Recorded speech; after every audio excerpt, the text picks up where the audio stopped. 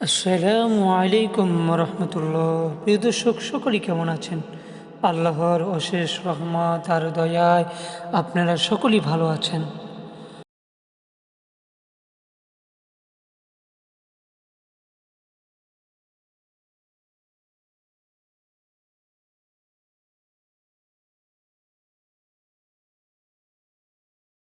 হযরত আবু বকর সিদ্দিক রাদিয়াল্লাহু তাআলা আনহু ইসলাম ধর্মের অন্যতম গুরুত্বপূর্ণ ব্যক্তি এবং প্রথম খলিফা ছিলেন।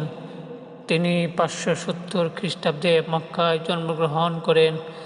তার নাম ছিল আবু বকর ইবনে আবি কাহাফা। তিনি একটি শুভ্র ও প্রথম মেধাবী এবং সৎ ব্যক্তি ছিলেন এবং তার ইসলামের প্রথম সময়ের মহানবী সাল্লাল্লাহু আলাইহি ওয়াসাল্লামের ঘনিষ্ঠ বন্ধু ও সহযোগী হিসেবে পরিচিত ছিলেন। জীবনের গুরুত্বপূর্ণ দিকসমূহ: ইসলামের প্রথম পুরুষ হযরত আবু বকর সিদ্দিক রাদিয়াল্লাহু তাআলা আনহু প্রথম ব্যক্তি ছিলেন যিনি ইসলাম গ্রহণ করেছিলেন। তিনি নবী করিম সাল্লাল্লাহু আলাইহি ওয়াসাল্লামের প্রতি গভীর ও বিশ্বাস ভালোবাসা প্রদর্শন করতেন এবং ইসলামের প্রচার সহায়ক ছিলেন। প্রথম খলিফা মহানবী সাল্লাল্লাহু আলাইহি ওয়াসাল্লামের মৃত্যুর পর ইসলামের মুসলিম সম্প্রদায়ের নেতা হযরত আবু বকর সিদ্দিক রাদিয়াল্লাহু তাআলা আনহু প্রথম খলিফা নির্বাচিত হন।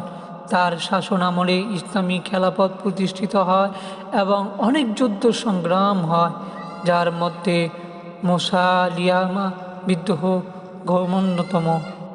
ব্যক্তিত্ব: তিনি ছিলেন অত্যন্ত দয়ালু এবং মেধাবী ও শান্তপ্রিয়।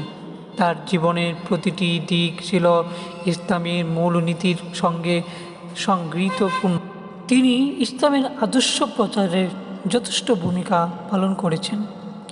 হিজরত: নবী করিম সাল্লাল্লাহু আলাইহি ওয়াসাল্লামের সঙ্গে তিনি মক্কা থেকে মদিনায় হিজরত করেছিলেন, যেখানে তারা নতুন সমাজ প্রতিষ্ঠা করেন। এই সময়ে তার ভূমিকা অত্যন্ত গুরুত্বপূর্ণ ছিল এবং তিনি নবী করিম সাল্লাল্লাহু আলাইহি ওয়াসাল্লামের সঙ্গী হিসেবেও তার নিরাপত্তা নিশ্চিত করেছিলেন। ইসলামের জন্য যথেষ্ট কষ্ট। তার জীবন ছিল অত্যন্ত কষ্টসাধ্য, কিন্তু তিনি সবসময় আল্লাহর রাস্তায় চলার জন্য প্রস্তুতি ছিলেন। শাসনামলে ইসলামের বিস্তার ও শক্তি বৃদ্ধিও পায়। পরিবার ও শিক্ষা: হযরত আবু বকর সিদ্দিক রাদিয়াল্লাহু তাআলা আনহু ছিলেন একটি শিক্ষিত ও সম্ভ্রান্ত পরিবার থেকে।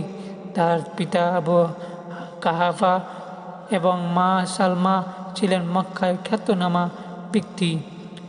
হযরত আবু বকর সিদ্দিক রাদিয়াল্লাহু তাআলা আনহু 634 খ্রিস্টাব্দে মৃত্যুবরণ করেন।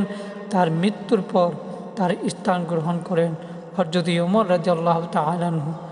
হযরত আবু বকর সিদ্দিক রাদিয়াল্লাহু তাআলা আনহু এর জীবনে ইসলামী আদর্শ, সৎ, সাহস এবং নেতৃত্বের এক উজ্জ্বল দৃষ্টান্ত হিসেবে ইতিহাসে চিরকাল স্মরণীয় হয়ে থাকবে।